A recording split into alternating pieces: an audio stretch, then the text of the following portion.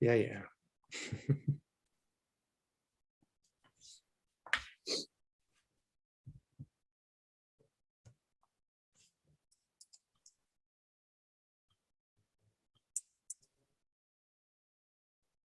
All right. How's it going, Thursday Warriors? This is the New Dimension Comics presents the Toddcast. I am John. And I'm Handsome Tim. And I'm Average Tim.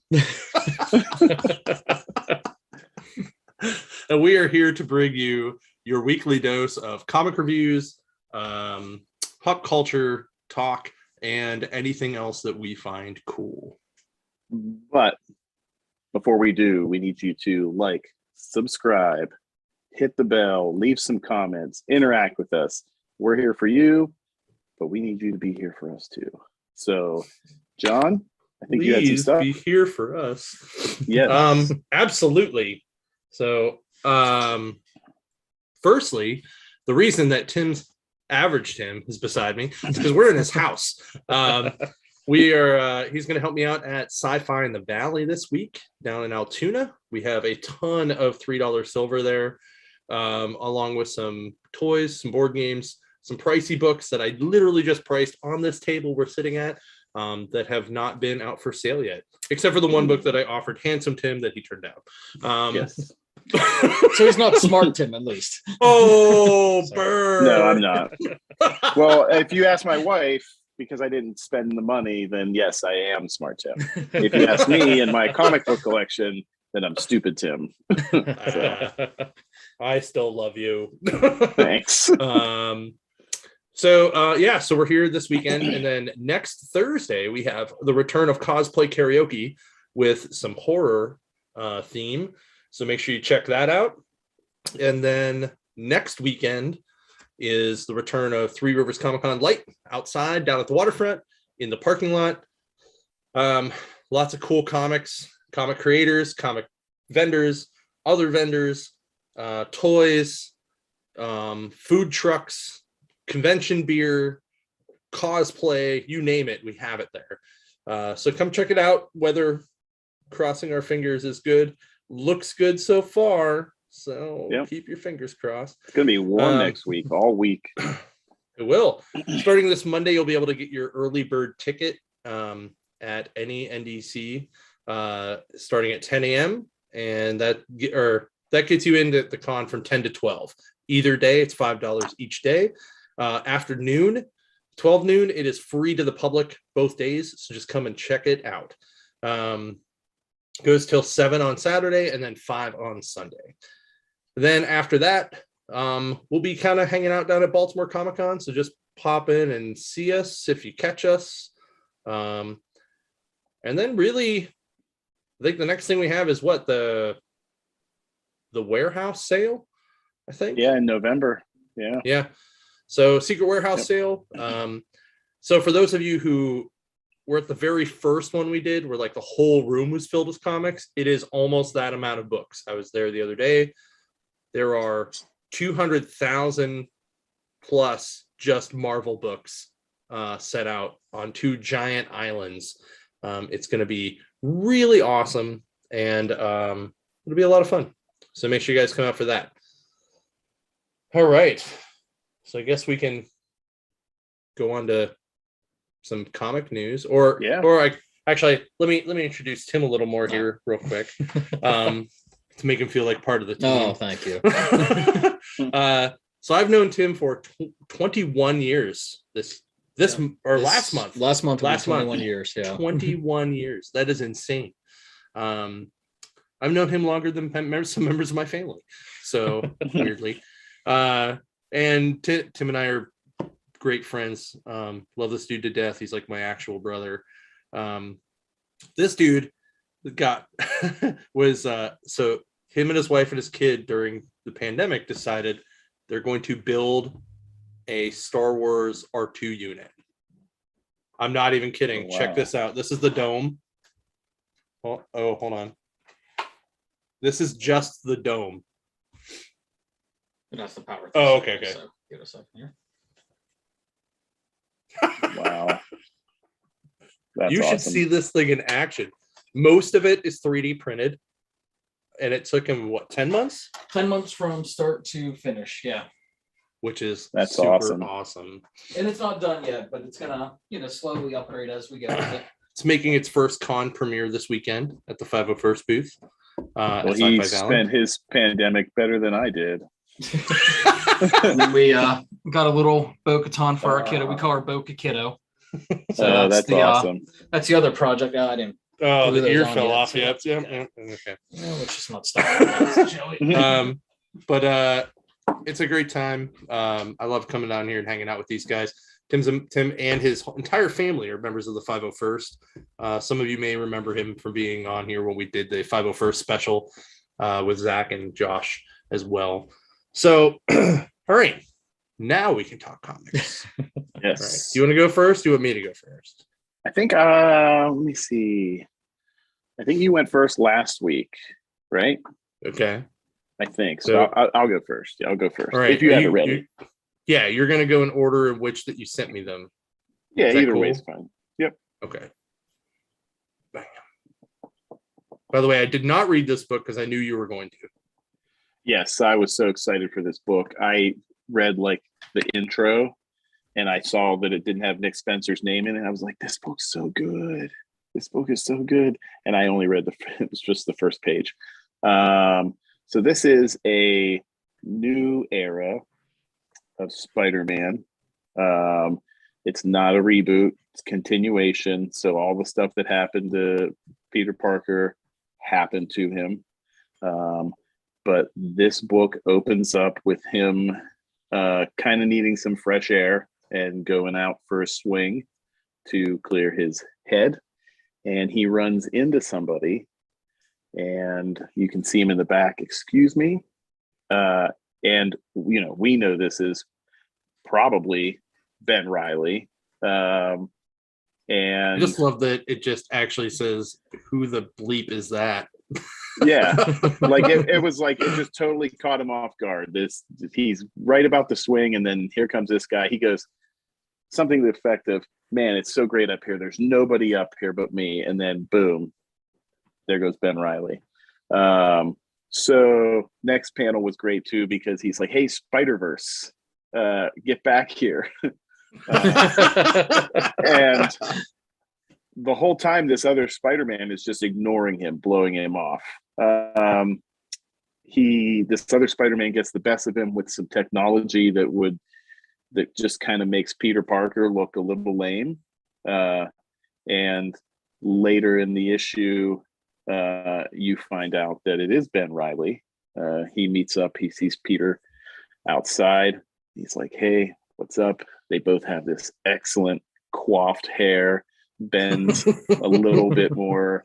The image of them too is kind of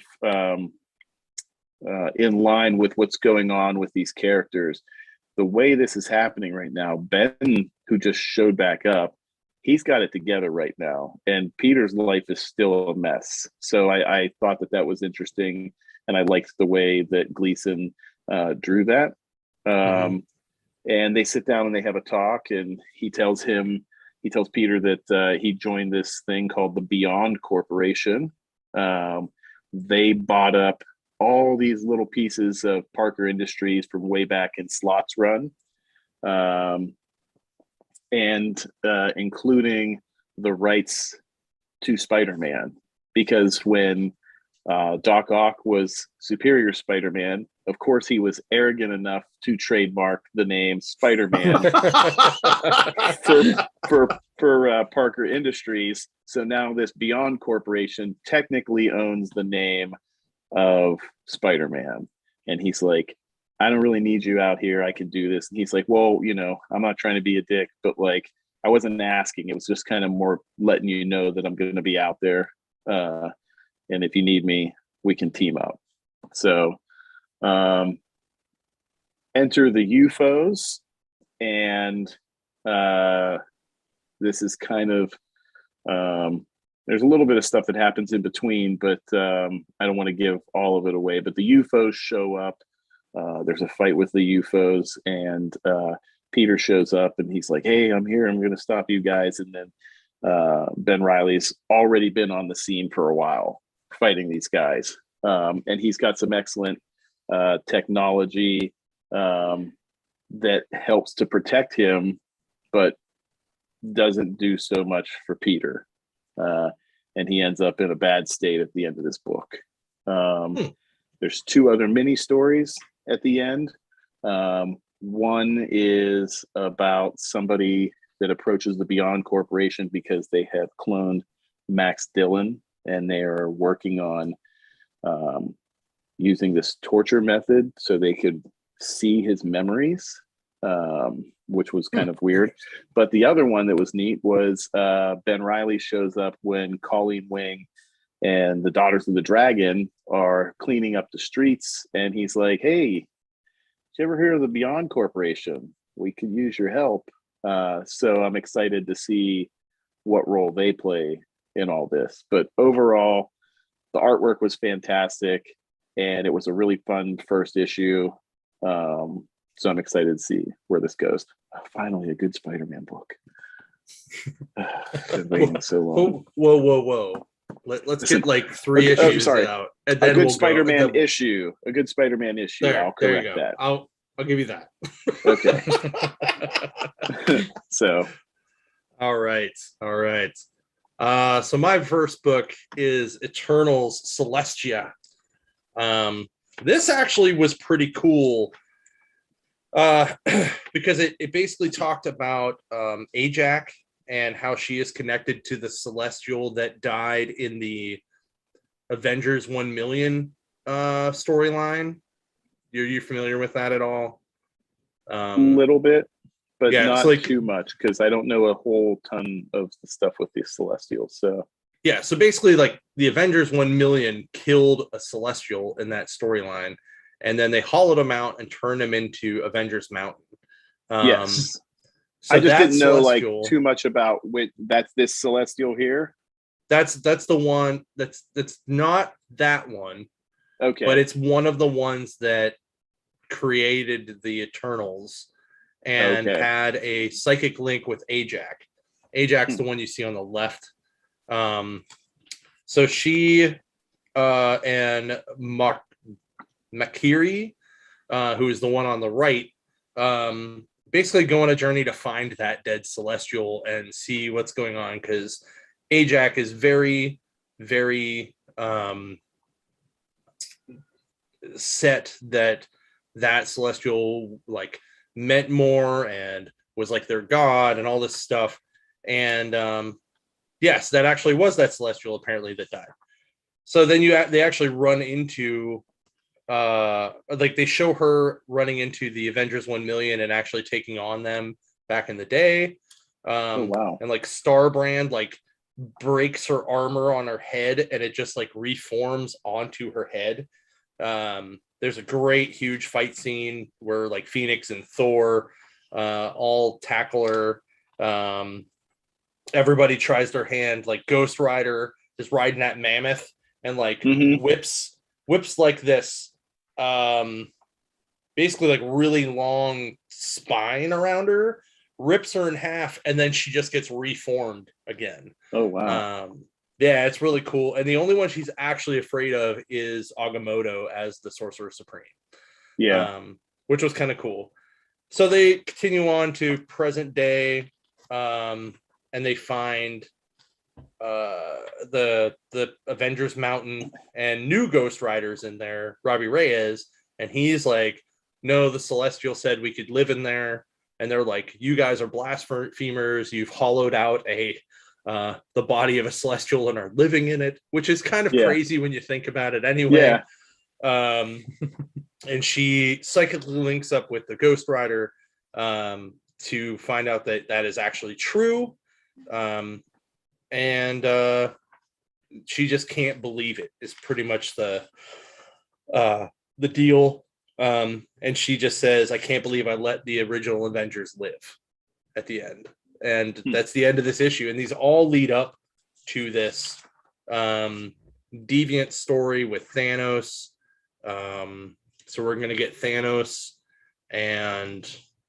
everything with the Eternals is like, if these are kind of nice because if you don't really get the Eternals, they're nice to get small doses of them before the movie comes out, so you can kind of understand them a little bit, or at least understand the premise of what the Eternals are. So I definitely recommend checking out. It was a one shot. I thought it was good. So that's cool. All right. Book dose for you. Yeah. I was so excited for this book. I had heard about it. It's basically, it looks like Benedict Wong, the guy that was cast as Wong. He was also in Rick Remender's Deadly Class. Right.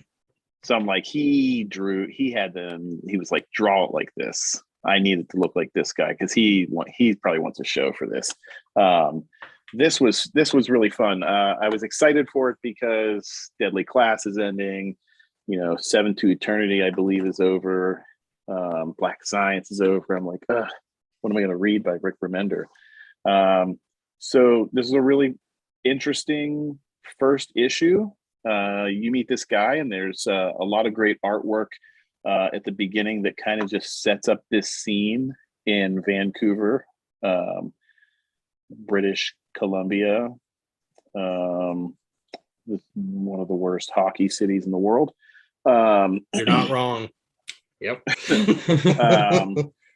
And they use a lot of just imagery, no text, to just kind of set up what is going on in life. And this character, who throughout the whole first issue, you don't even find out his name, he just keeps kind of running into some bad luck. He is going to go let these older people on the bus before him. It starts to rain and he gets soaked.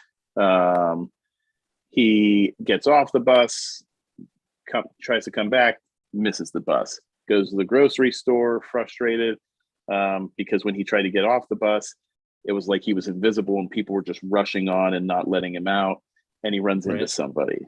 So there's a lot of stuff setting up that this guy has some kind of, that he's just bad luck or just having a really bad day.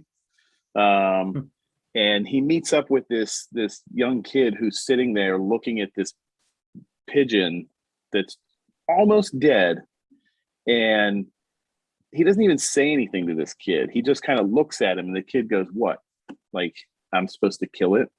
He's like, I thought about like stepping on it, but what if I didn't break its neck? And then I'd have to step on it a couple times. And would that be any less cruel than, taking it and stepping on it the first time? He's like, so what? Because I'm the first person here, I'm supposed to do it? He's like, no way, man, I'm not doing it. And it was interesting that the kid just kind of like went off without any prompting. This guy gets on the bus, comes back, and when he comes back and just stomps this bird to death. Kind of like, almost like he's taking charge, taking control. When he is back on the bus, he's looking at his phone. He's looking at some news that's terrible about sex trafficking. And then he pulls up a GPS where he's apparently supposed to go meet somebody. The bus drops him off. It's night. You see a car that's pulling out of this location. He goes in and he's asking for the person inside. And you hear the teapot kind of screaming in the background. He walks around the corner, and her husband are tied up and were murdered in a pretty terrible fashion. This guy, basically, whoever it was, smashed glass bottles, stabbed them, tortured them by like putting like, shoots through their nails, their toenails, through their fingernails. He took a thing of plumbing, Drano stuff, taped it to this guy's mouth. So he basically had to drink it and couldn't spit it back up. And he doesn't know what to do. And he's like, oh shit. And then he just panics, runs out, wipes everything clean, and then runs out of the house. And you just kind of see bloody footprints. And that's where it ends. Wow. you get this really cool setup of this guy who barely talks, that he's just, everything is going wrong for him. And you think that like he's taking control again when he steps on this bird, and it just gets a whole lot worse. So really interesting book. This this sounds like something I'm gonna love. I did buy it, I just didn't read it yet. Yeah. But this still that you sent as the second set, like the image from it, it's like Wong just got back and they didn't have the ice cream that he didn't want. Yeah, yeah. They didn't have the Hoka Hoka burning fudge or whatever. And it's just like, well, I guess I'm gonna go kill these dudes. Like it's almost like an alternative. It's like this is like the Wong for the Doctor Strange on What If. Like yeah. Like it's so crazy.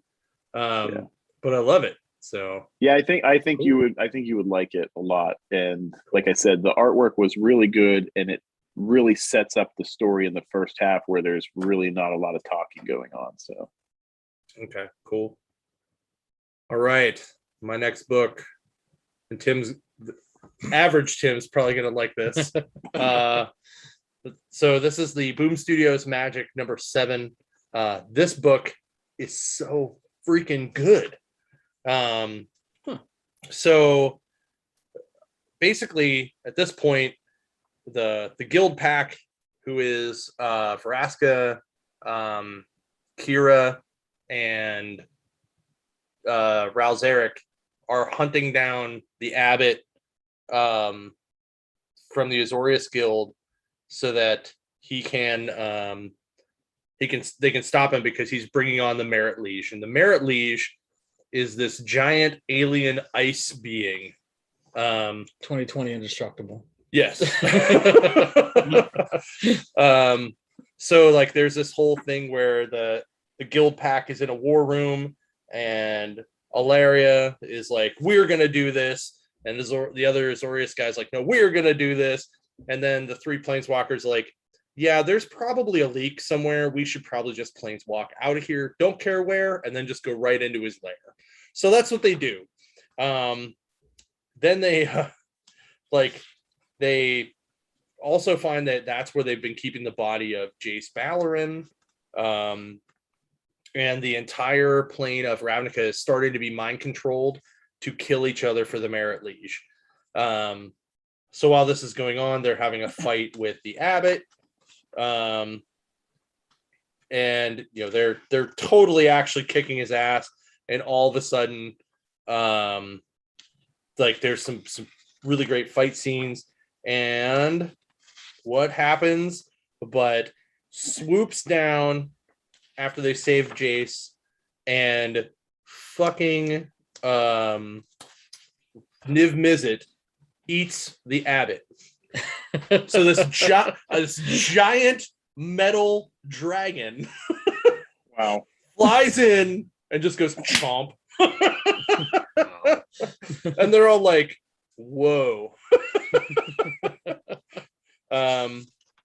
And it sets it up, but unfortunately they did not stop the actual coming of the Merit Liege. And at the end of it, you actually get to see the comet that is the ice ball that is the Merit Liege. And for people who are into Magic, this book is awesome. For people who aren't, if you like high fantasy, and that kind of storytelling, that kind of just insane kind of cool, like literal magics, like users and things like that, like wizards and stuff, this book's awesome. You don't need to know a lot about Magic the Gathering, but it would help. But it does not fit in the actual lore, like it is outside of the normal lore. Mm-hmm. So it's pretty sweet. But the art is freaking fantastic. Oh, and they keep making jokes about Ralzeric unleashing the storm, which is him like shooting lightning at everybody. Because in the last issue, they talked about how he like wiped out an entire tavern full of werewolves on Innistrad. So, but Boom Studios, man, like everything they're putting out is great. So this is like the third time I think you've reviewed this book, and you haven't had a bad thing to say about it. And I keep telling the Magic players, I'm like, Do you guys know about this book? And I have like one or two people that are buying it, and I just can't understand why. And Well- I'll say, just for me, I played exclusively modern. Yeah. And I had no idea that comic book existed. Yeah, And I think looking a at lot it- of people looking at that don't know artwork, that it the exists. artwork of there is amazing. To see Merritt Lage and see I'll let you movement. flip through Yeah, that I'm for gonna me. check that out actually. The graphic just- novel. I need to just Yeah, the first move graphic it up novel to I the- think is coming out next month, I think, or it's after issue 8. It's one of the two. But there's also like a ton of crazy good variants. Like the Yeah. cover you saw was cover A. The cover I have with me is cover B. I got an awesome Secret Planeswalker variant that's a sketch of Chandra at home. Like I've bought all the covers because they've just been amazing. And yeah, the because story's nobody's good. buying it. The typically like the 1 in 10s, 25s, like those are all usually pricey, but because no one's buying it, they're going for like $7.99, sometimes less. So Yeah. maybe I just need It's to move all so of those good. up to the magic counter. That might help. Although we are stripping issue 1 this week, so. Okay. But when the graphic novel comes out, maybe order like 2 of them, put them up there. Might be an idea. So. Even Ron said the same let's thing. move it right up to the front of the store.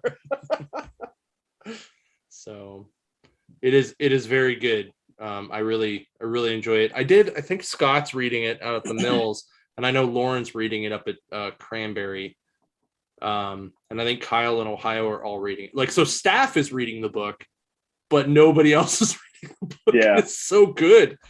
Damn, so good. I mean, so good. We're not doing our jobs. I'm on it. Handsome Well, Tim I mean- to the rescue. You know, if you were, I think if you were into Magic, you'd be a little bit better. But there aren't a lot of. I don't think as a lot of our stores have a lot of Magic players that also read comics. Yeah, Zach's the only one that I can think of. Yeah. So, Brandon Bruder, you should get Brandon Bruder to read it. Oh, we spend all our money Okay. on magic cards. That's true. That's the They problem. spend all their money. Like that book is the price of a single pack. Yeah, well, So- and that's Yeah. not even a Horizons pack. I mean, my God. Yeah, those It's like are, a draft pack. Yeah. Come on. It's one draft pack different. So, but yeah, I really enjoy it. That book is just so, the art in that book blows me away. Boom Studios, everything they've been touching has been great. Their Buffy series, their Power Ranger stuff, Once in Future, oh man, like just so much good stuff coming out of that like I don't think they can do wrong. Like and seriously, Power like, Ranger fans are like really picky, which is weird because there's so much bad Power Ranger stuff out there. And I haven't had a single person that's a Power Rangers fan that's bought that was upset. They're taking it like beyond things that you saw in the show, and I think that's what they like about it. There's stuff like with Zordon and like when he was still alive and he was a ranger and stuff like that. The stuff that I think the movies were probably going to touch on more had they not sucked. you're not wrong. So, but yeah, I had a I good definitely cast. Yeah, I like that last one. I thought it was good. Yeah. So Just- It's under the Krispy Kreme. Oh, give me a break. I mean, let's be fair. The only thing that was actually bad about that was Goldar, really yes. being made Yeah, of well, actual gold. Yeah. One other thing, the Zord or the Megazord, right? So Mhm. everybody was in their part, right? So if Mhm. you're in the shoulder, even though they were connected, and you control that left arm. So if you go like this, you're tilting back. How are you see anything? If you kick and you're in the leg, like it used to be that they all came to the center in the chest and had their own controls. So Right. having them all still stay on each like limb was Right. really dumb. And then It was a just little more didn't really, Voltron-y. yeah, Yeah. but not like good Voltron, Right. Yeah. like the I like- legendary version of Yeah. Voltron. Or the classic version of Voltron. Well, the Yeah, classic Lions version of Ultron. Yes. Screw the cars. No vehicle. No vehicles. yeah, no. So, And no 2000, the CG one. Oh God, no. Oh my God. yeah. No. Yeah. No. Yeah. There was a lot of Ultron that was not super awesome, but I like that Power Rangers movie. Like, I really think that it gets a bad rap. I think that more people should check it out. I think it was good. Yeah. So, like I said, I think the worst part was that Goldar was literally like molten gold the whole time. Yeah. From like really? necklaces and stuff. She's just like pulling all the necklaces in and making. I'm Right. like, God. All right. So your last book. Is This is the third time freaky. you've done this book too. So Freaky another deaky. 3P. That's what I got to say about this book, because if you can see the reflection in the glasses, some stuff goes down in Spice Town in this book. Heyo. So, Ro, that's her name, she has become very at home with this ghost or whatever this entity is that is in her home now. She is doing all kinds of great paintings, which is great because she went there for that reason, so she could try and find another level to her art. At some point in this book, she talks with her agent. She's like, can you push it back a little bit? She's like, because this is my best stuff.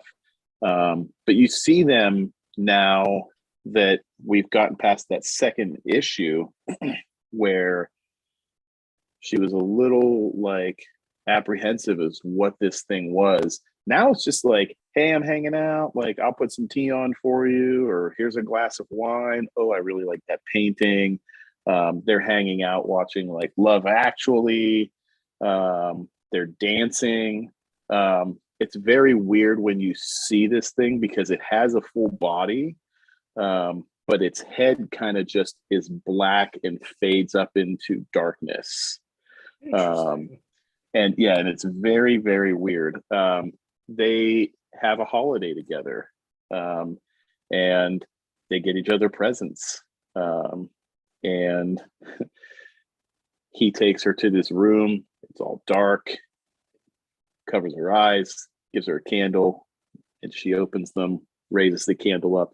It's this giant room with just all these amazing paintings that he got for her. Oh, I can't tell if they were. I totally thought you were gonna be like, it's like the 50 Shades of Grey room. Like, No. Open her Instead, you eyes get- to a giant dot dot dot. instead you get the Dorian Gray room. Yeah. So it was weird because I'm like, I couldn't tell if they were things that he did, like he took on like, one of the things that she loves to do, or if he went and stole paintings from like, famous paintings. That part wasn't clear. And then she's just so like in love with this gift and taken back by what he did. She's like, come here, I want to show you something. And then she goes in the room, her bedroom, and he goes, are you sure? Because you told me this was the one place to never come in. And she's like, stop talking now, dummy. And she's pulling her bra down. And the book stops there. And I'm like, what is going on right now? I have no clue. Like, is this like a part of her? Is this another, like her darker side that she's getting more in touch with? And this is just supposed to be a metaphor? Or is she like really boning this like Slender Man dude? I have no clue. Wow, I'm interested. This whole thing is very faithless-y to me right now. It is without the graphic content. Like Faithless was like, hey, here's a BJ, and then congratulations, I just turned into a giant penis monster. Oh, Like, yeah, that's fair. Yeah. This book's like, maybe that would happen, but they would just talk about it and be like, hey, there's a penis monster in the other room. You would never see it. So Okay. yeah, it's like the PG-13 version of Faithless. So yeah, That's awesome. So Yeah. no, it's cool. Good book. Yeah, I mean you this is like you said to me, this is the third book you've done, or third time you've done this book, and you haven't had a bad thing to say about it. Well, It's the first just one you were a 5 little off, you were a little leery on the first issue. Yeah, because So. it was more. There wasn't a big setup for it. So, but there's only 5 issues, so I figured 2 more. Might as well just do the rest of them. Yeah, man. No, that's good. November I'm and glad December. you're enjoying that. Yeah. All right. I'm now going to announce my third book, which has the weirdest title I've had yet. I'm so excited for a book on the show. Chicken Devil. So I'm so excited to hear about this. This book it's very awkward. So it's about this family in California, and they own a chicken, like a Popeyes type chicken place, like chain, right? And there's this family, and the daughter wants to go to Coachella and whatever. So like the dad goes into work and finds that half of the building has burned down, but only half of the building, which has then also destroyed their chicken mascot costume. And he then finds out that his partner most likely set that side of the building on fire, and has also been smuggling heroin in their chicken. That doesn't sound familiar at all. Right. And they and if it does sound familiar to you, they even totally say they did this better in Breaking Bad. And they went, no, that was meth. This is heroin. So the mob shows up, beats the crap out of the guy. The guy takes his family to this yacht to like boat thing to be like, just get out of town. I got to get some stuff. I got to go. And while they're driving there, their little kid is like, Dad, why are you wearing a devil's hat? And he just keeps being annoying. And eventually he's like, dude, it's like it's basically like the Jersey Devils, but it doesn't say the New Jersey Devils, it just says Devils. But he's talking about the New Jersey Devil myth, right? Yeah. So talks his family into getting onto this thing, and he's like, I got to go back and get some stuff. And he watches the boat explode. Family's dead. Everything's gone. Crazy. Dude's freaking out. Goes to see his mom, who's in prison already, and is like, how did you deal with all this stuff? She's like, you just don't care. You can't really care. Goes like, it just goes all over the place, and eventually he decides he's gonna go into the he's gonna go and get the rest of the heroin, but he's gonna wear the chicken mask to do it and hold up the place if he needs to. So right. He walks in with the chicken mask. The guy's like, and they keep it in a locker in a gym. And the guy at the front desk is like playing on his phone. He's like, yeah, man, it's cool. Just go through. Doesn't even look up at him wearing this chicken mask. Gets into the locker room, opens the locker up, pulls everything out. One of the mobster guys shows up, hits him on the kicks the ladder out from under him. He falls, drops some of the heroin on the ground, slides. He's like, oh, you're an idiot, ha ha ha. And he's like holding a gun to him. He's like, this, like, this you made, look at the mess you made. And then he slips on the heroin and shoots himself in the head by accident. And then the dude in the chicken mask is just like, oh my God, someone else just died in front of me. Now what do I do? That's how the book ends. Oh, so wow. This is like this awkward Breaking Bad meets like Steely McBeam. I thought it was going to be about like the chicken from Family Guy. Oh, that would be awesome. The giant chicken that he always fights with. I was hoping, I guess. That sounds pretty cool what you described, but I feel like the giant chicken from Family Guy would be even cooler. Yeah. I mean, this is an Aftershock book, and they've been pretty solid for me with weird, almost like borderline crime stories. And this has been pretty much that. So I just love the fact that this dude is just working with a chicken helmet on. Yeah. We ordered more because we sold out that's how much buzz there was around the first issue. So we Okay. sold out. So we ordered more, and then hopefully our Aftershock rep Justin McCuga will maybe have some like ambassador exclusives or something for us, so That'll that be we can cool. give If away not, to I some will, Thursday Warriors. I will reach out to Steve and see if I can get some. So Cool. But Brian Bucceletto, is that how you say his last name? He wrote it. The writing's great. Hayden Sherman's art is that's the only thing that I wasn't super sold on was the art, because it gets kind of muddy in places. But I do like it. It works for the story, which is what you want. So Yeah. all right. Well, that's it for comics. We're now going to go into the segment where we talk about all kinds of things in pop culture. And if you haven't watched certain things, now's your time to get the fuck out of here, because we're going to spoil some shit. Leave. The exits are above Get the out. wings. Get out. Exits to the left and right. Thank you. Yes. Thank you. Yes. So, Want to do what if first? yeah, let's do what that's slightly better. Yeah. It wasn't terrible. I'll just say real quick that the episode before had more of the story, and I was hoping that there was going to be more story to this one, and they just kind of went like lame and just threw a bunch of action in. Not that there wasn't some cool sequences, because there were, but ultimately too, I'm just disappointed in the creativity that people have with the Infinity Stones. Yeah. But yeah, I guess we should start more towards the beginning. This picks up with everybody I'm just getting gonna picked up say, for a team. I'm just gonna say this show started out as a what if show, and it ended up as the Exiles. Yes. Like, I was like, really?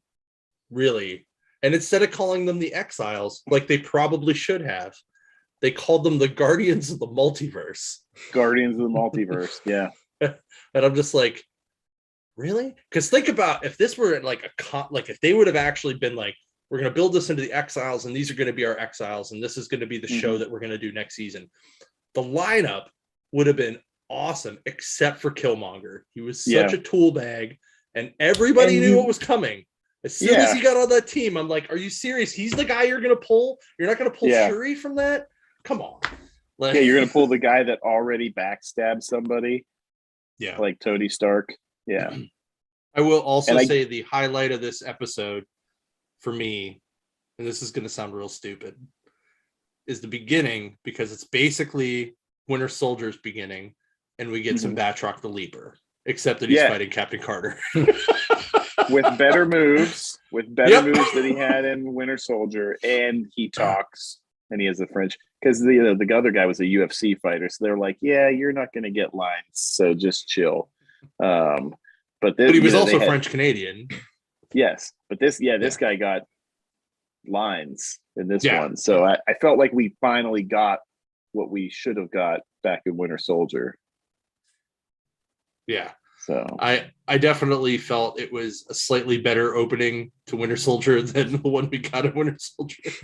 Yeah. But it was almost the same up to the point where she flies down and gets onto the boat. It's almost identical. So, but I really enjoyed that part a lot. Other than that, the rest of the team fills out with Bro Thor. Which, before you say the other ones, I just want to say, I get that was Bro Thor from the Party Thor episode, but I'm so bummed out that Thor is just now known. He's the staple joke of the MCU. If you need a joke, you're going to go to Thor. And I hate it so much because Thor has so many good stories, and now I can't go into a Thor movie expecting to see the story that, they're pitching in the trailers and stuff. Maybe it'll be different when they do, female Thor. Hopefully it will be, but doubtful. They just keep making Thor a joke, and it sucks. It does. So yeah, you haven't seen that episode. You haven't seen that far into it. No, right? we are at where did I say we were? You were at the evil Doctor Strange. We stopped at Doctor Strange. Yeah. Yeah. Oh crap! Are we going to spoil this? No. Oh no. Trust me, we watch TV with the 7-year-old. I'm lucky it's on. That's fair. All right. Fair. So Ultron grows a gigantic metal rod, and he now has become known as Wangtron. And you're gonna love it. It's great. He's very throbby. Why is he so veiny? No. But so the rest of the team is Brothor, Black Panther, but it's Killmonger. Yep. Who was the one from the zombie universe? There wasn't anybody from the zombie until they brought in Wanda. Oh, right. She shows up. Yeah. But you had Gamora was on the team. Yeah, which was dumb. Tony Stark. Well, apparently there was a 10th episode that was supposed to be that whole story with Iron Man and Gamora. Okay. So that's why it didn't make any sense. Like, I don't know why they would have cut it. I don't know if they're saving it for a second season or what. But so Gamora, then you've got Captain Carter. They pick up the last person they pick up is Natasha. Yeah. I'm trying to think. Who else? I think that might be. No, I think you're right. That might be it. Well, besides evil Doctor Strange. Well, not really evil Doctor Strange, but like Strange Supreme or whatever they're calling him. Yeah. I'm calling him Darker Strange.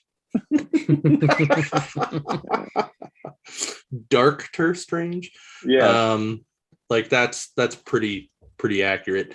But then it was pretty much as soon as they built the team, it was like 3 minutes of, hey, let's have these magical drinks together and toast to hopefully saving the multiverse, and then it's just fighting till the end. The other big bummer was that T'Challa, Star-Lord T'Challa, that's who we forgot. Oh yeah, Star-Lord T'Challa, that's right. We saw Uatu break his oath the last episode, so I'm not sure why he doesn't join the team after he's already interfered more than he should have. He fought Ultron, this Supreme Ultron, and now he's put a team together. So I just don't understand why he doesn't just jump in with the team as a member, because he went toe to toe with Ultron in that previous episode.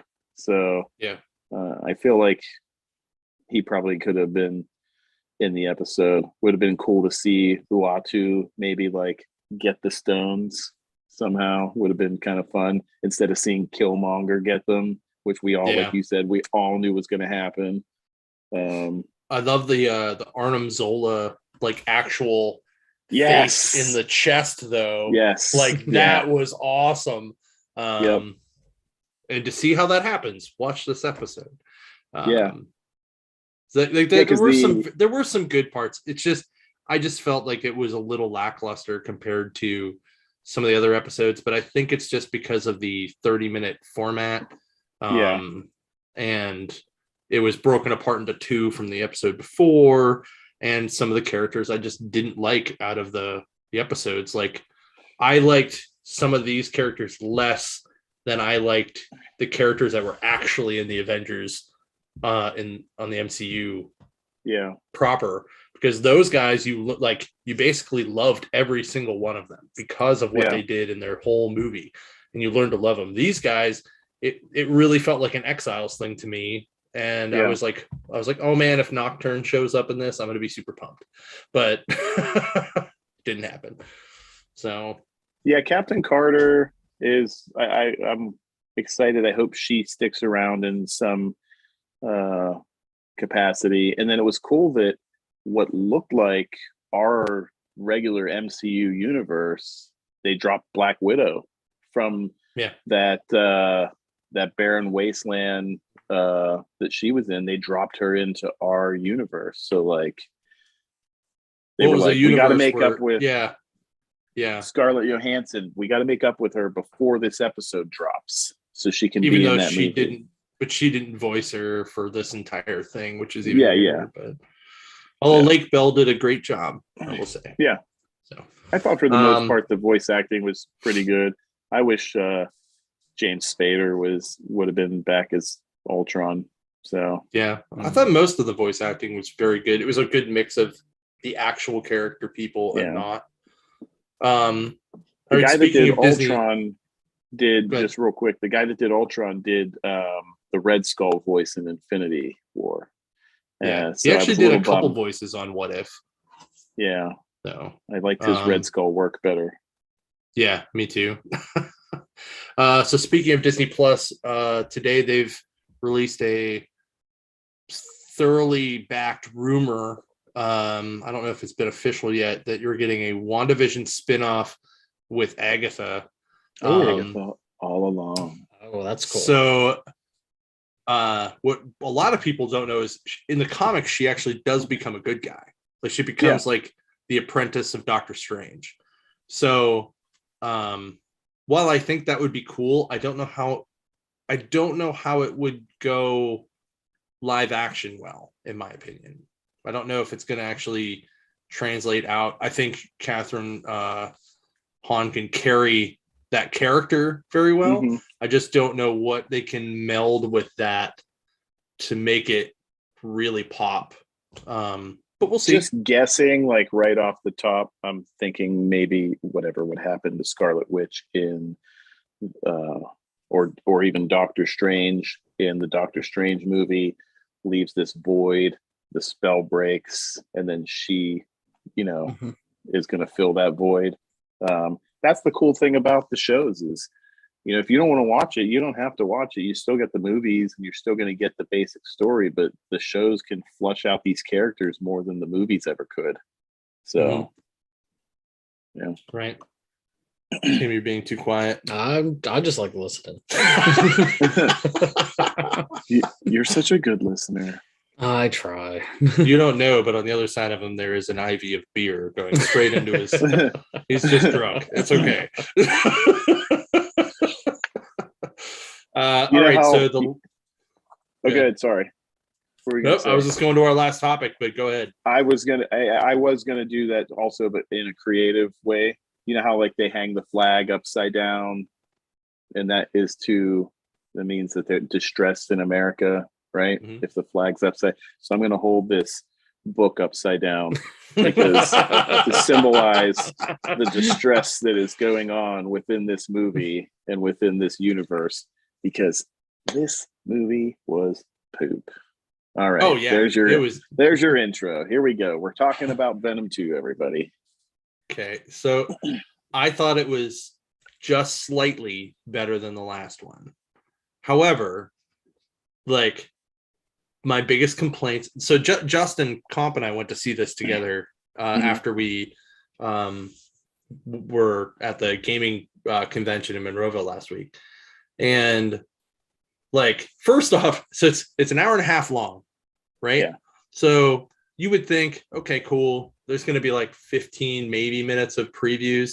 Nope. Full half hour to eat up that time slot to where they could get the next showing right. Wow. So I sat through 30 freaking minutes of trailers before the movie. Oh my God. So I thought they underused Scream or Shriek a lot. Mm-hmm. Really wish she would have got a device. Right. Thought it would have been cool to see her get a symbiote, but I also think that can still happen in the future. The idea that Carnage is in this movie, but yet the only time you really see him make like what you would think about as Carnage, not the character, but the like the noun, the description of Carnage, is literally the time that he turns into Carnage. Like that whole scene is like really, really cool where he escapes from the jail, the prison scene. That was really cool. And then we're going to be real boring. And now we got to shift focus to Venom and why he doesn't want to be with Eddie Brock anymore and why he's a whiny little bitch. And then go all the way to the end to the third act. So that whole second act is just that. The third act is, well, let's see if we can recreate the bell tower fight in Spider-Man 3. And and only actually eat one guy, Yeah. which was not the guy you want them to kill because it doesn't make sense. Yeah. But we get She-Venom again, so that was cool. That part was cooler to me in this one than it was in the first one because it was too dark in the first one and you couldn't see it. Yeah. So it was in the woods, and I remember the first time I saw it, I was like, what is going on? I'm like, oh, she has the symbiote. Yes, this from the very beginning was just terrible. I mean, they took a movie and they said, hey, this is PG-13, so how do we make Carnage look badass? Oh, I know. Remember all those little jokes that we kind of did with Venom and Eddie in the first one? What if we just overdo it with that in the first half hour so that it's so funny that you're like laughing? So when he flips a car over, you're like, oh my God, he flipped a car. There's so much carnage going on right now. Like, no thanks. Right. That was awful. Venom in a rave. We saw Venom in a rave. Oh, stupid. Yeah. So again, for the second movie in a row, Venom is near really loud sonic noises and doesn't freak out. Wow. Yep. Nope. First time he's forget, on a motherfucking rocket, flying on a rocket. The sonic booms should have totally just knocked him out. Nothing. This time he's standing in front of a wall of freaking speakers at a rave. And nothing. Yep. You don't even see him kind of like pulsate like with the bass kicks. Like that'd have been cool. Oh, that would. But no, you don't see that. No. The plot armor is thick. He cooks him breakfast. He's got his hand down there near some fire on the stove. No big deal. I thought it was really stupid. They if they had did it for 2 hours, I would have been more interested in this backstory between Shriek and Cletus Cassidy, but they did it in a really cheesy way for this movie. If you remember in Speed Racer, when he's doing the race and they're like, oh my God, Speed's going to break his brother's time. And you kind of see the race going on in the background. And in the foreground is whoever's talking, moving the opposite way of the action. And that's what they did here, except they did it in fucking cartoon. They animated the backstory and it was poop. It just looked like a kid drawing their best impression of anime or some shit, and it was awful. And that was pretty much the first half. I thought too, like when he broke out, it was all right. The fight was kind of neat. I thought it was terrible that all the killing kind of happened off screen. But I mean, at least it got the point across of he killed all those people. I mean, there was no blood, of course, because it was a PG-13 movie, but no one got eaten, but whatever. Yeah. And how did the Carnage symbiote get so strong right off the bat if he hadn't eaten anything and he came out of a piece of blood? There was a lot of stuff that didn't make any sense. Well, my thought with that was that because the host is, it's amplifying like the nature of the host, and that was one of the things that they missed with Eddie Brock was from right off the bat, Eddie, life is not going his way. And this is all the way back to the first one. And he comes across this symbiote and now he has the power to change his life and do it the way he wants, but also fight back against the people that are being wronged also. He just does it in a more evil way. But right off the bat, it's like the symbiote's a separate thing. Eddie's a separate thing. They're never together, even though they're like, oh, we could do this. We're perfect symbiosis. Like, I know you and you know me. And it's like, yeah, but do you? Because every time you guys are the one, we are Venom, you act separately of your own best interests. We are the lethal protector, remember? Yeah. But they just act separately of whatever they want for their own best interest. They're never Venom, ever. Yeah. So I thought they kind of got the anti-hero style of Venom a little bit better in this movie. But I still don't like anything about Eddie Brock. Like, I'm like, you're not Eddie Brock. No, he's not. Nothing about him is Eddie Brock. He's just a guy that they wrote however they wanted and then named him Eddie Brock. Yep. So very distracting. So we also had okay, good. Sorry. I cut you off last time. Good. Okay. So we also see the return of Detective Mulligan, Peter Mulligan, who in the comics becomes Toxin. Yep. So there is a scene toward the end where I'm like, did Carnage send off a piece of him to become Toxin? Because that would be cool. But then you cut to the post-credit scene, and I'm like, well, man, may never see that now. So it doesn't matter at all. But that would have been cool because Toxin's father is Carnage, I believe, in the comic books. I thought it was cool that we got to hear him call Eddie or Venom father. I thought so. He breaks, Shriek out, and Carl pointed out she goes on this joyride. She's like, "Oh, I always wanted to learn how to drive. I never did." And it's like all of a sudden she's just like a NASCAR driver, and she's just pulling these like sick moves against the cops. They go to the orphanage where they were raised together until they got split up, and he sets the damn building on fire and walks out as Carnage. And I'm like, table flip. I'm losing my mind. And I'm like, okay, well, maybe they're changing the rules for him and it won't come into play later. Nope, somebody pours some gasoline on him and sets him on fire. And that did more damage to him than an entire freaking building burning down on top of him. Awful. Right? Terrible. Okay. Yeah. So then we're gonna talk about the post-credit scene. All right. Let me say real quick, I want to just say Sure. the CG in the first one, they masked everything in darkness. And you had a gray symbiote and a black symbiote fighting and you couldn't see shit, right? So now you're like, oh, you're gonna get to see Carnage. How did they screw that up?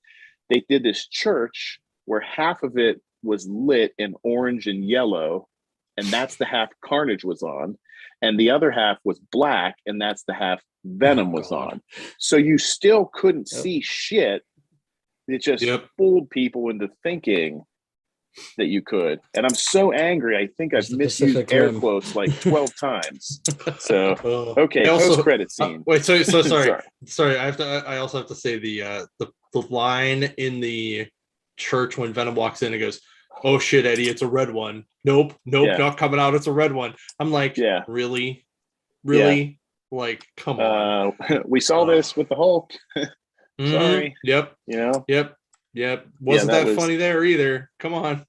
and I also hate movies that say the title. When he was like, "Let there be carnage," I'm like, that it's the staple of a bad movie when they say the title. Yep. Unlike John Carter, Warlord of Mars, they never said Warlord of Mars in there at all, and that movie was very excellent for what it was actually. All right, so post-credit scene. Yes. So it's Eddie escapes to some random island, right? Yep. And he's sitting in his hotel room and he's watching the news, and he's watching Spanish soap opera. Oh, that's right. He's watching Spanish soap opera. Right? Yeah. And like they somehow talk about like how the symbiotes are a hive mind, right? So that he can tap into any of the other ones anywhere. And so he's like, okay, so do that. Like he didn't specifically be like, all right, well, let's find out what's going on this thing. It was just, okay, so why don't you do that? He's like, all right. So he does it, and it somehow jams him into the actual MCU, and the TV changes, and it's J. Jonah Jameson doing the whole Spider-Man is Peter Parker thing. So Yeah. Venom gets up and just licks the screen. And is like, this one. And I'm just like, what? This doesn't make any sense at all. I can't all. see blood in this movie, but I can see an alien basically get off and lick a teenager on the TV screen. Right. That's not weird at all. And then like the dude whose actual room it is walks in and is like, what the hell?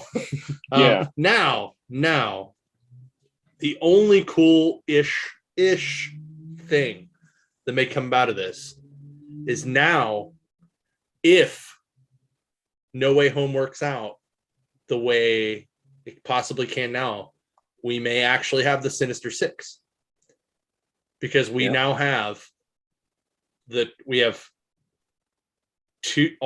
basically all three of the original Spider-Man villains from the Tobey Maguire stuff, except we have this Venom instead of the other one, which then makes me go, maybe Topher Grace's Venom suit is the black suit that we see Tobey Maguire in at some point, or it's this Venom suit that we see because he's been more the good guy. And then we see Sandman, we've seen Lizard, and that's we got Vulture still is alive.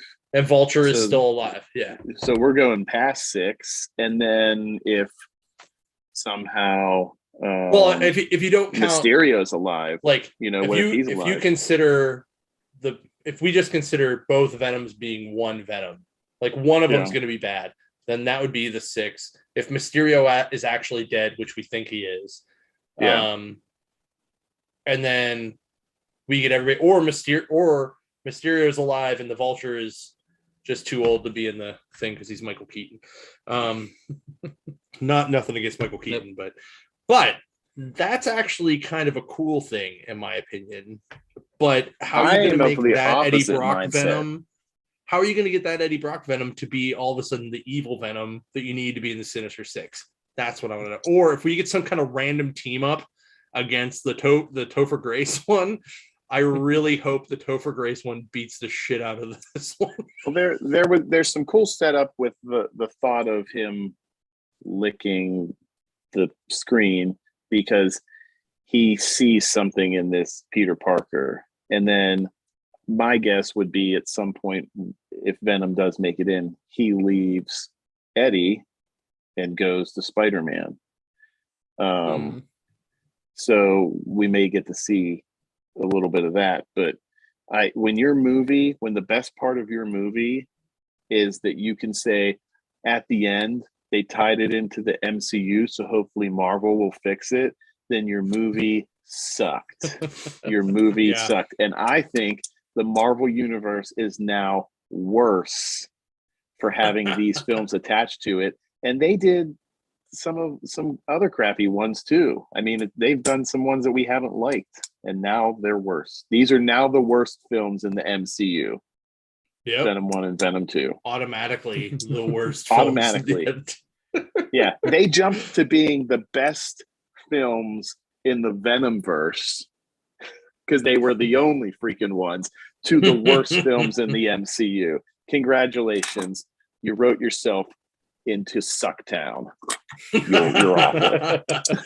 And to be fair, they were, even if you consider them in the Sonyverse, which would be all 5 of the Spider-Man movies previous to the MCU, like the non-Tom Holland ones and the Venom ones, they were still the worst movies of those. Yeah. So. Yeah. Electro. Yeah. Thank you. I think it's just bad. And I would also like to point out, I told you this before we came on. A lot of people defend Tom Hardy. He's a great actor. He's doing the best. Well, he might be a great actor, but he's a shitty writer because he co-wrote this movie. And I watched an interview with him in his stupid British accent, talking about how much he cares about this character, and then talking about the odd couple kind of thing that they were going to do. And I'm like, right there, that tells me you don't even understand this character. You don't get it at all. You're just making shit up. So they can all fart. When Donny Cates' tweet was, this was the best part of this movie, and it was his name in the credits. I was Yeah. like, wow. Yeah, Ryan Stegman did the same thing. Yep. Yep. Oh man, it was such a disaster. I just like, but I mean, I didn't really like the first one either. Like, I think I gave the first one like 1.5 stars. I think I would give this one 2. Like, I would give the first one like a C because I think there was some good elements to it and it tapped into the cheesy 90ness of the movie. yeah. But this movie is all over the place, and they just can't seem to figure out where they're going, even though maybe it's because Shriek's driving and she figured out how to drive before she figured out how to read road signs. I don't know. That's why you don't let, never mind. I won't make a female driver joke. It's just, it's so bad. I know so it's bad. it's rough. I will say though, I liked Woody Harrelson as Cassidy when he was Cassidy. There was other parts where he did the weird Woody Harrelson faces with like Yeah. the jaw that were a little weird, but there were parts that he did a pretty decent job as him. I think that they suffered from too many characters because you had the lady at the store who was, well, yeah, you had to bring back everybody from the first movie. Yeah, you had to bring back Dan. They had to bring him back. I don't know why. I mean, we wasted a half hour on a rave, cooking breakfast, and Venom talking in Eddie's head while he found out that his girl was engaged. So this is what happens when you let Gollum direct a movie. Yeah. You know why they brought him in. They brought him in for the CG work, for the motion capture. That was the only reason they brought him in. So, and the CG wasn't even that great. I mean, it looked better in parts, but there was parts that were bright that it looked very bad, like unfinished CG. That'll be the thing that I'm the most interested to see is when you take Venom from this dark universe that he's in and you put him in this very kind of like almost bubblegum popish Spider-Man universe that Tom Holland has that's very bright and vibrant. What will that suit look like? What will Venom look like? Because if they leave it with that, it's going to stick out like a sore thumb. But my guess is they're going to let Marvel fix it as they should. And are we now going to have Venom hopping those multiverses the same way that Peter's going to? And is this pre or like is Venom coming to that universe pre or post the like the whatever the spell Doctor Strange does? And curiously, how, like, if we set it up with the last episodes or the last 2 episodes of like WandaVision or Loki, will that part line up with the other 2? Like, if you put them both as like an hour and a half long thing, or is if the last episode's long enough, will it line up to where they're like multiverse cracking Nexus things that happened? Will it line up with those? The moment where you don't know what's happening. Yeah. Because that would be cool if it did that, to be like, oh, this is just another Nexus event. But it's also, why are we wasting our time bringing this not awesome Venom into the MCU when we could bring a much better Venom in? Yeah, maybe that happens. Maybe when they get over here, the symbiote leaves Eddie, and then Doctor Strange is like, whoa, you're not supposed to be here, and then pushes Eddie back through, and then the symbiote's like, oh, you forgot me, and now the symbiote stays here and finds that Earth's Eddie, and they're like, we can start over. We don't have to use Tom Hardy anymore. What if, now here's my better theory, or at least a slightly better theory. What if this is a way to autocorrect Eddie Brock into being the a-hole we want him to be? So The Venom symbiote leaves him, sticks on Peter. He's pissed because now it's him and he's back to being a nobody. He's screwed and eventually finds a way to get that Venom suit back. And that's where he becomes like the Venom we want him to always be. And then it also has the Peter Spidey powers where he can then start slinging from the rooftops as Venom. So maybe that's how they're going to kind of autocorrect some things. Auto-tune. Yeah. They're going to auto-tune. They're going to auto-tune it. And then Venom's going to go to that rave also. Yes. And he's going to sing Believe. It's going to be great. Yeah. Or some T-Pain. He's going to Do sing you live By the way, if you guys haven't watched This Is Pop, there's a great episode that's all about auto-tune on there, and it's awesome to watch.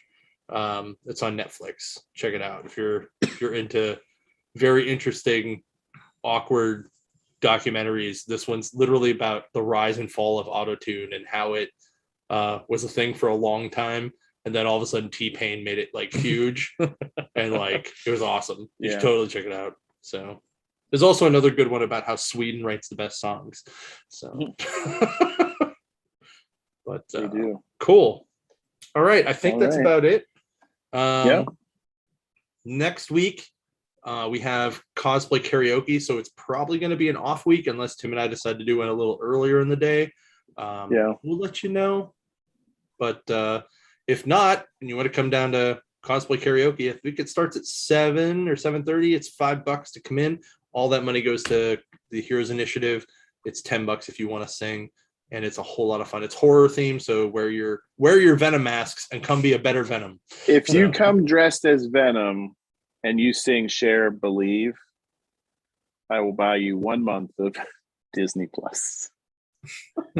If whoever comes as Venom, the first person. So if multiple people come, sorry to the crowd, but it's just to the first person that comes as Venom and sings Believe. All right, so all right, I got to tell you something really funny. I haven't even told you this. So when Justin and I got out of the theater, and I was saying like how we were going to talk about this on the podcast, he goes, "Do you want me to randomly come on in my Venom mask, not tell you or you?" and he could be like, "What's that, John? No, it's not like that at all. We're the lethal protector." Like, oh, he should have done it. He should have done it. It would have been the best. That would have been awesome. So anytime we want to get Venom's perspective, he has a full-on Venom mask and he is willing to do we can do a whole segment called Venom Says. And it just cuts to Venom for some kind of G.I. Joe type advice. Yes. That's always about eating brains. Steak sandwiches. Yeah.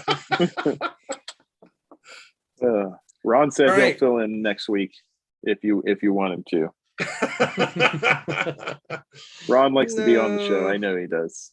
I don't know. It's okay to have a break week every once in a while, but we'll see. Yeah. And then we have a bonus episode coming up potentially at the end of the month that we will have more information on at the next episode. Yeah. No, I think it's set. It's October 31st, 2 p.m. Cool. One other option we may have, if you're down for it, is Saturday night after the first night of the show, we could do a live, we could do the show from your store after the first day of the con and just do it on Saturday night if everybody would be down with that. It'd be like at 8 o'clock, probably 9 o'clock. Could give it a shot if I'm not like dead tired. Okay. I might be like super drenched in sweat, but we'll see. We can try it. Yeah, we'll see. Maybe we'll put up a poll on the Facebook page about if it's you guys prefer a skip week, an early one at like say 4 o'clock, or a late night Saturday night post con one with probably drunk Todd. So most likely, and I'm not talking like drunk like he was on our show when we had him on, because he was kind of drunk. I'm talking like wasted Todd. Like the Todd where you're not going to even understand what he's talking about, which is also hilarious, by the way. Isn't that redundant to just say drunk Todd? Right. You just say Todd. Oh, he sent me a photo today from the beach because you know he's coming back from Florida next week, and he had taken one of his buying now comic signs and just stuck it on the beach and said today only underneath it. And I said, yeah, let me know how that goes for you. And he just goes, I've had one collection lead and then the cops yelled at me. Oh, wow. And he said, but the cops were cool about it after they realized it was only going to be one day. Yeah. Oh, wow. That's He's funny. a crazy man. He's a madman with a beer. So, All right, guys. Thanks so much. Our Thursday Warriors. Yep, Thursday kicking Warriors. ass Thank every you. week. Don't forget to comment, like, share. And what was the other thing? Hit the bell. Hit that bell so you get notified when the new episodes come on. But we're getting closer. I think we're like 16 or 17 away from 100. 16, and then we have some cool stuff planned. We gained like 6 last week. This is great. Yeah. Yeah, we're Awesome. a big deal. We're kind of a big deal. So we're kind of big. This is the Tim that's kind of a big deal. Yes. Kind of a big deal, Tim. Not so much of a big deal, John. Right. All right, guys. Have a great week. Deal Catch you at the stores. Well, I mean, you're taller than me, so you're a big deal there. So okay.